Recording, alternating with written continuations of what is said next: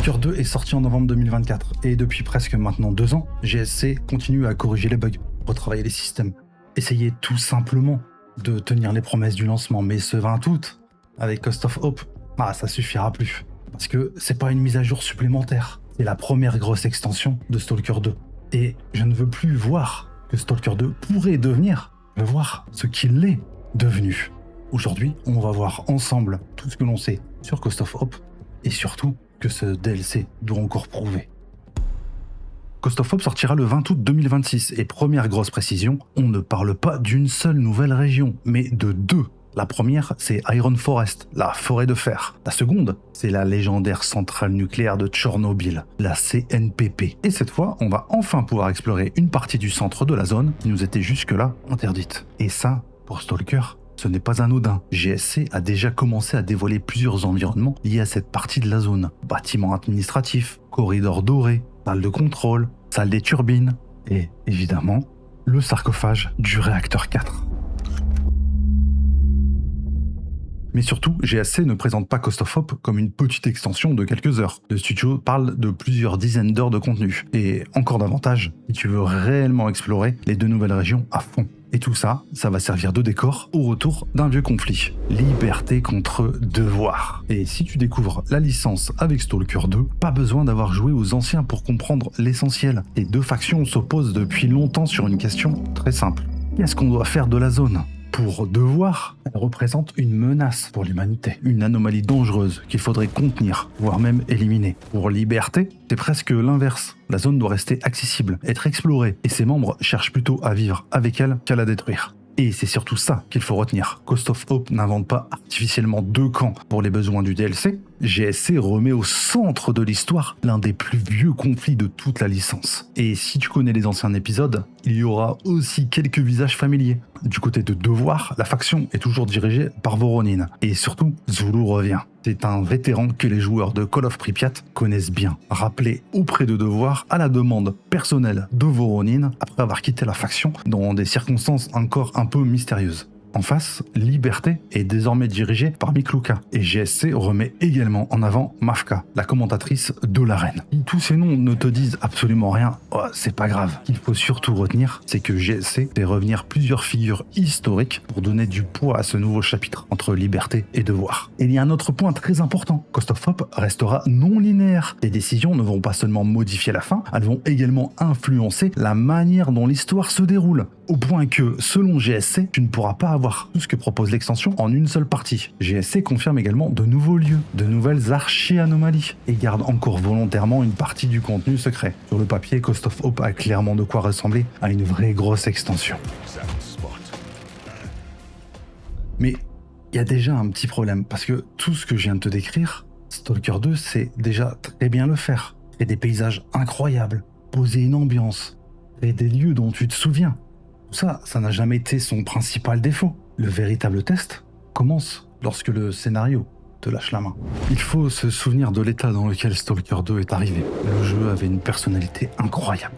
Mais techniquement, c'était compliqué. Bugs, performances irrégulières, PNJ parfois complètement perdus, mutants en comportement étrange, spawn discutable, et surtout le système A-Life. Cette fameuse simulation du monde, censée permettre à la zone d'exister indépendamment du joueur, était l'une des grandes promesses de Stalker 2. Au lancement, difficile de dire qu'elle fonctionnait comme prévu. Depuis, GSC a énormément travaillé. Patch après patch, le studio a corrigé des centaines de problèmes, retravaillé le comportement des PNJ, les rencontres, les mutants, la stabilité et plusieurs éléments du système A-Life. Et il faut le reconnaître, Stalker 2 aujourd'hui n'est plus le même Stalker 2 de novembre 2024. Mais justement, c'est pour ça que Cost of Hope arrive à un moment très différent. À leur sortie, tu pouvais te dire ouais bon, le jeu vient de sortir, ils vont réparer ça, blabla. Mais presque 2 ans plus tard, cette phrase ne fonctionne plus. Cost of Hope ne sera pas jugé sur la capacité de GSC à réparer son jeu, il sera jugé sur sa capacité à construire correctement dessus. Cost of Hope parfait.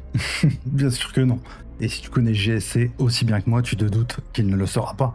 Mais attention, après presque 2 ans, je pense que j'accepterai plus les mêmes excuses qu'en novembre 2024.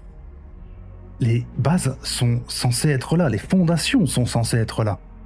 Maintenant, on va voir si GSC est vraiment capable de construire dessus. Et pour moi, voilà le véritable test de Cost of Hope. Imagine, tu quittes une mission, personne ne te demande d'aller quelque part, tu n'as aucun marqueur, aucun objectif. Tu décides simplement de traverser l'une de ces deux nouvelles régions. Et là, un groupe de devoirs tombe sur Liberté, des tirs éclatent, le bruit attire des mutants, une patrouille arrive, la situation dégénère complètement et tu te retrouves directement au milieu d'un événement qui n'était pas là, spécialement pour toi. C'est ça, Stalker.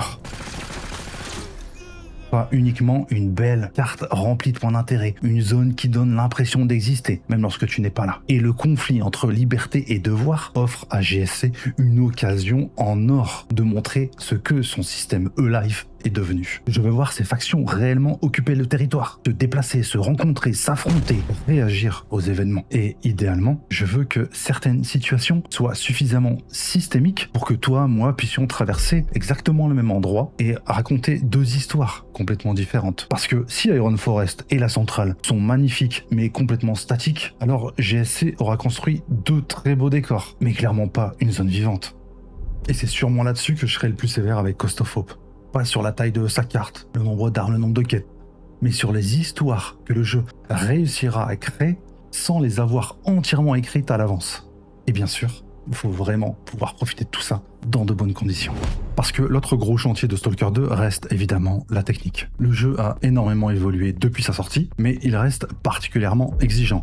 Et Cost of Hope arrive dans une période où GSC travaille également sur une évolution importante de sa base technique et sur une grosse mise à jour du jeu. Mais il faut être clair, changer de version d'Unreal Engine ne va pas, comme ça, par miracle, doubler tes FPS. Ce genre de migration peut apporter de nouvelles optimisations, de nouveaux outils, mais elle peut aussi créer des régressions. Et c'est justement ça qui rend la sortie du mois d'août aussi intéressante. GSC ne prépare pas simplement quelques heures de scénario supplémentaires. Le studio touche à plusieurs couches du jeu en même temps. Perso, j'attends pas que Stalker 2 devienne soudainement très léger. J'attends surtout quelque chose de beaucoup plus simple.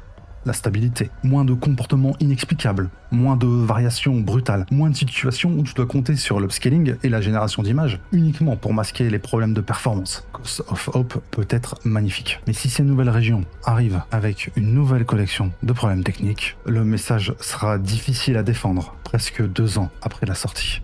Et c'est sur cette partie-là que je suis le plus inquiet, parce que GSC reste extrêmement ambitieux, comme d'habitude. Alors j'adore cette ambition, mais Stalker 2 nous a appris une chose. Les grandes idées, ce n'est jamais le problème. Savoir les faire fonctionner ensemble. Et malgré tout ce que je viens de te dire, je pense que GSC tient quand même une énorme opportunité. Parce qu'un gros DLC ne sert pas seulement aux joueurs qui sont déjà présents sur le jeu. Il peut aussi faire revenir tous ceux qui sont partis. Peut-être que toi aussi tu as testé Stalker 2 au lancement, t'as vu des bugs, des problèmes de performance, t'as entendu parler des problèmes du système E-Life, et tu t'es dit « Ah c'est bon, je me casse, des jeux il y en a plein, je reviendrai plus tard ». Eh bien, plus tard, c'est maintenant. Cost of Hope arrive après presque 2 années de correctifs derrière lui, 2 nouvelles régions, plusieurs dizaines d'heures de contenu annoncé, une histoire non linéaire, un conflit emblématique, des personnages historiques qui reviennent et surtout la tension que provoque naturellement une première grosse extension. C'est presque une seconde chance de lancer Stalker 2 et c'est précisément pour ça que cette sortie compte autant. Si Cost of Hope arrive encore avec des problèmes majeurs, on ne pourra plus vraiment parler des défauts du lancement, ce seront simplement les défauts de Stalker 2. Mais l'inverse est également vrai. Si la zone est réellement plus vivante, si la technique suit, si les systèmes fonctionnent, et si bien sûr Cost of Hope tient toutes ses promesses, alors Stalker 2 pourra enfin se débarrasser de cette putain d'étiquette qui lui colle à la peau. C'est incroyable quand ça fonctionne. Et enfin, devenir un excellent jeu. Et si tu es arrivé jusque là, petit jeu qu'on a sur la chaîne, le mot du jour. C'est hostile. Glisse-le quelque part dans ton commentaire, histoire que je sache qui est resté jusqu'ici. Et c'est pour ça que j'attends énormément Cost of Hope. Pas parce que j'ai besoin de 30 nouvelles armes, pas parce que j'ai besoin d'une map plus grande, et pas simplement cette envie de retourner à Tchernobyl.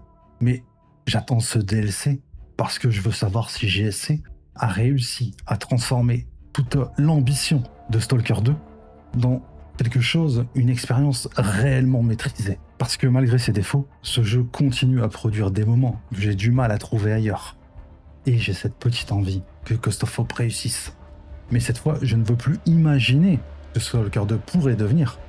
Je veux savoir ce qu'il est réellement devenu. Le 20 août, on aura une première réponse. Et après presque 2 ans, Stalker 2 n'a plus le droit à l'erreur.